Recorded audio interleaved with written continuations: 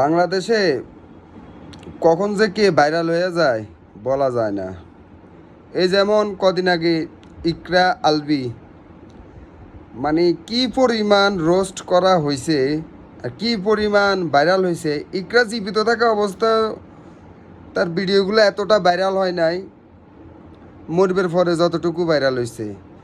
এ ধরেন কদিন আগে রাশিয়ার এক সুন্দরী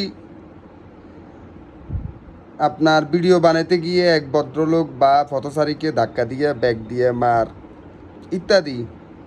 এখন দেখেন ফেসবুকে ঢুকলেই দেখে গিয়া ওই রাশিয়ার সুন্দরীটাও নাকি পরকিয়া করতো।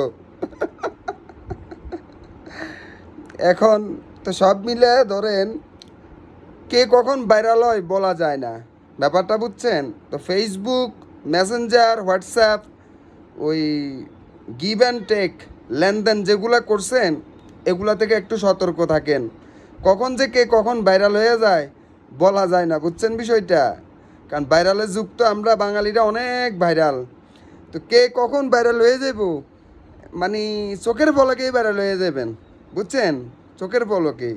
আর বাহাদুরি আর রংবাজি চলে না, ভাইরাল যে কোনো মুহূর্তে হয়ে যাবেন।